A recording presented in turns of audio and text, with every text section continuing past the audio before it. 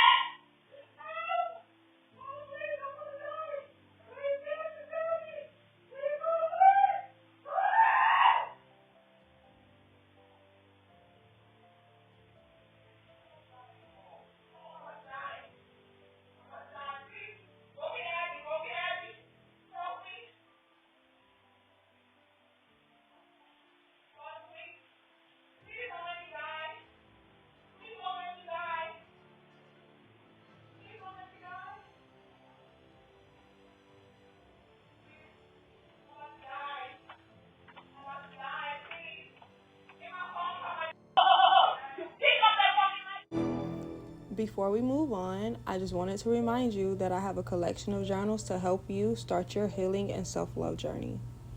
With more than 300 sold on Amazon, these journals are perfect for rediscovering your power and manifesting the best you in 2023. Just hearing that audio, you have to thank God that she survived the attack and is now able to tell her story. Also, before I play this video, I want to give thanks to Chronicle Speaks for having a platform to allow Dejanae to tell her story. Y'all go check her channel out. She has very good content. You could tell she works very hard and puts in a lot of effort when it comes to her videos.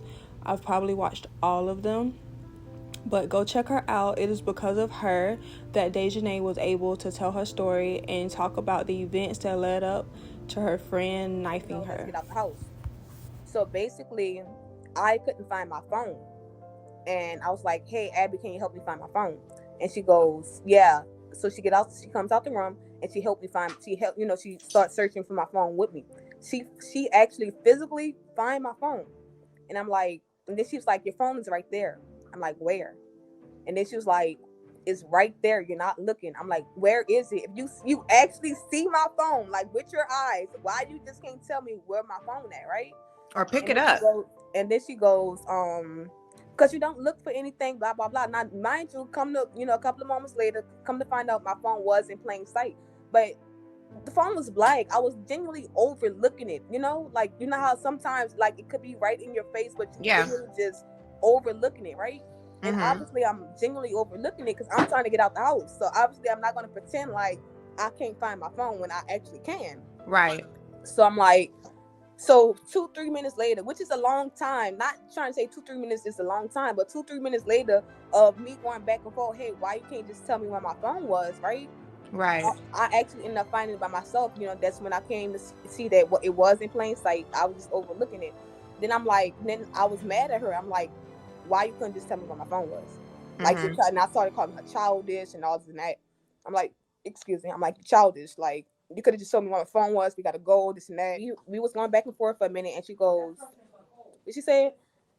And I call her crazy in the midst of that. I'm like, you crazy, you act childish, as I was saying before. Like, I was just, we just going back and forth. And she, I don't care, you're not gonna call me crazy. We was just like, I can't even tell you the exact words of the arguments, but yes, I did call her crazy. Okay. And then she goes and say to me, oh, I'm gonna show you crazy. I'm gonna show you crazy. So mind you, I'm getting ready to get out the house, right? Right.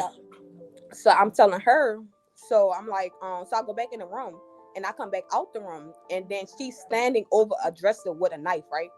And mind you, she had beforehand, like prior before, she actually stabbed her brother. Like I, know of an incident where she stabbed her own brother, and she had a missing persons report out on her in 2021. A whole thing, like I don't know the full details of it, so I don't want to speak of it, but I just know the gist of her. Like she actually stabbed her own brother for whatever reason. I don't know the story behind it or anything else.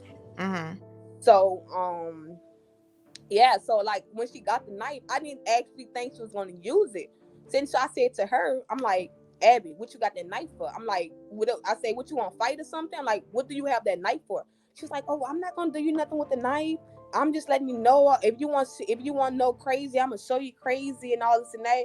So mind you, like she still got the knife, but I'm still rushing to get out the house. So I'm paying attention to her. I'm like, I know you got the knife, but I'm like, I didn't think the girl was going to actually use the damn knife. So I'm like, so she was like, yeah, so I come back in the living room, which is where she was, where we both was. And then she goes, I'm like, now I'm looking at her.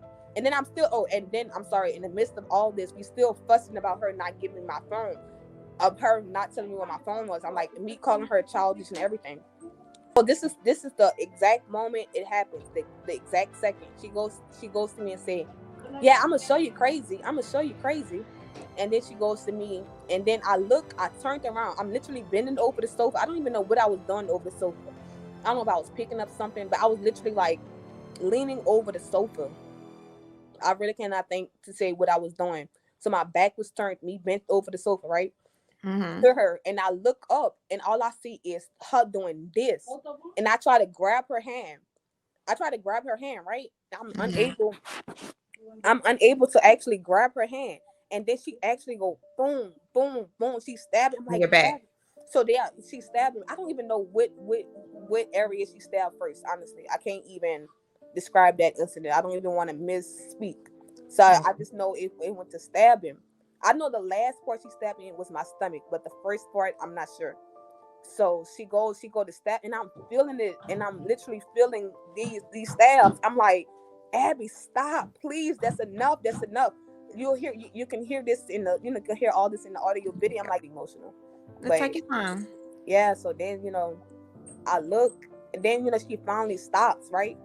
And I'm in disbelief. My ovaries is in my hand. My stomach, a piece of my stomach is virtually in my hand. Like, it was just so unbelievable, and I got the chills. And I'm like, but at the same time, like as I said before, she was stabbing me multiple times. So like I'm still trying to get away from her and still holding my stomach, like literally holding a piece of my stomach in my hand.